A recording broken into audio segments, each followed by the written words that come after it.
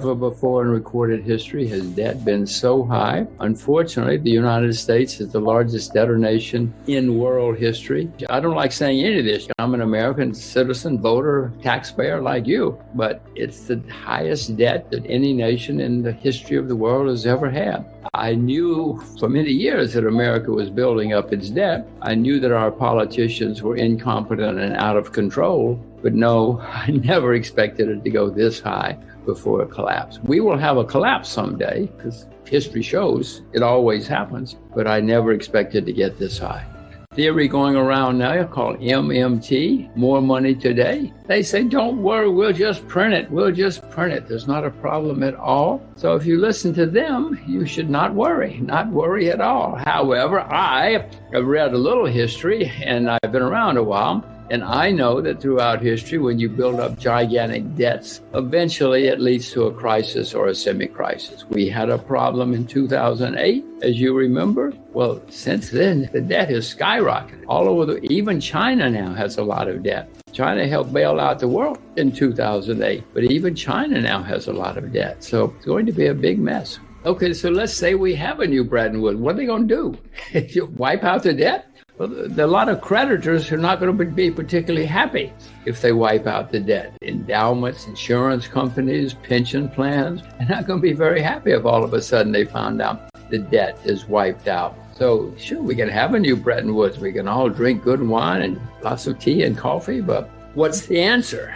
And that's the problem right now because the debt is the highest level ever in recorded history. And to repeat, America is the single largest debtor nation in world history. It's never happened like this before. So when will this end? I don't know. I'm not very good at market timing, but that always comes to an end eventually. I'm not shorting anything right now, but I can see bubbles starting to form in some assets. I've been to this movie.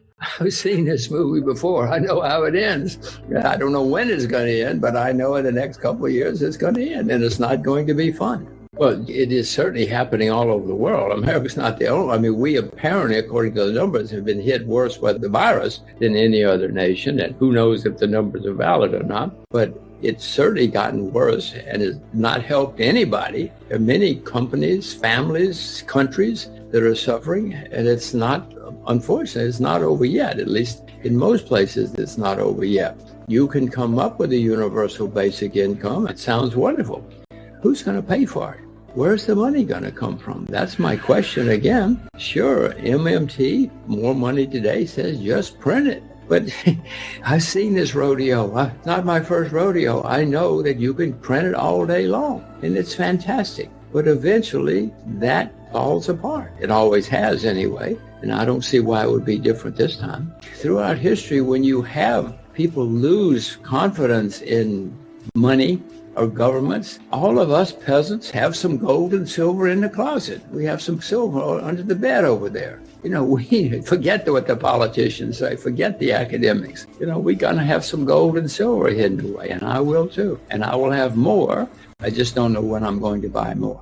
Well, the most important things are to be prepared because it's not going to be fun when we have problems next time. It never is fun, but next time it's going to be worse because the debt is so high. So what I am trying to do with my daughters and everybody is to make sure that they've developed their own personal skills. They both speak perfect Chinese, for instance. So I'm trying to prepare them for what perhaps will be the 21st century. If I'm right, Chinese is going to be an extremely important language in their lifetime. And so that's one of the things I'm trying to prepare them for. It's no good, though, to say to somebody, look, you got to learn to play basketball. If they don't like basketball, well, my girls don't particularly like basketball. So I'm trying to learn as a parent to help them emphasize the things they like.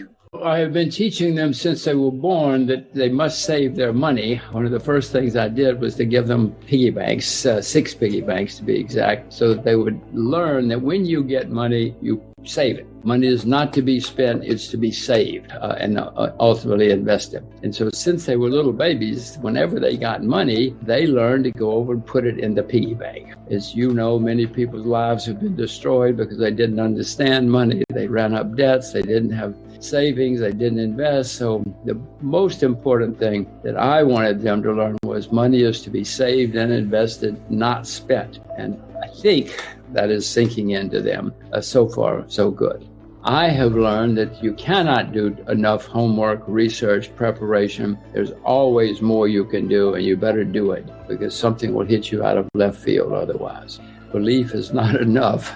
You got to really know what's going on. Don't believe in belief, believe in facts, believe in reality. Make sure you know that you are right, because if you just get passionate or hope or believe something, you're probably going to suffer a lot. So my main advice to everybody is just stay with what you know, and then there won't be too much belief. It'll be based on reality. And when things go wrong, you will know better than most what to do and how to react. If you just believe something, you're probably not going to know what to do. You're probably not going to know how to react when it goes against you. So nobody likes to hear this advice, but the answer is just stay with what you know. If I told you could only have 20 investments in your life, you wouldn't jump in and out of things. You wouldn't jump into things that you heard on the TV or something, and you would be better prepared. But then when something goes wrong, you will know what to do. Simple guy like me who's just researching it, et cetera, will not know nearly as much as you do, because you know, I hope you know a lot more about it, and that's how you become successful. Nobody wants to hear that. It gets too boring. But if you want to be successful, be boring. Whenever there are hard times, people look for easy answers. Socialism and communism, great story. It sounds wonderful. We have tried. Mr. Marx was around over 150 years ago. It's a good story, very good story. A lot of people liked it, and a lot of people tried it. But in the last 150 years, we have found out it doesn't work, nor does socialism work. So, sure, but people who, first of all, don't have the experience or don't read history or don't see what's really happened, love the story. But I can tell you, given human nature, since it's a good story and it's an easy story, more people will try it when things get really bad, or try MMT, more money today. Any good story, easy story, people will try because they think, oh, that'll save us. Unfortunately, there's no free lunch.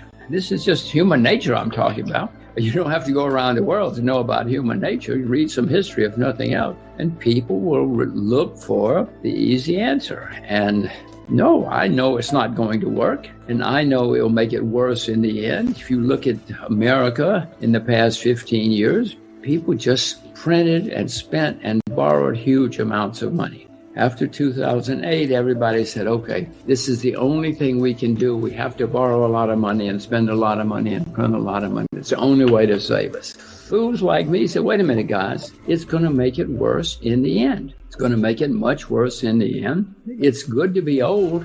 I don't have to worry about how this is going to wind up. It's not a good time to be young, because all the young people are going to be facing gigantic debts and problems over your lifetime, and it's not going to be an easy answer. You may try easy answers like 2008, but in the end, somebody has to pay the price. Do I like it? No, I want an easy free lunch too. Oh my gosh, I want things to fall out of the sky. But I've read enough and been around long enough to know it doesn't work that way.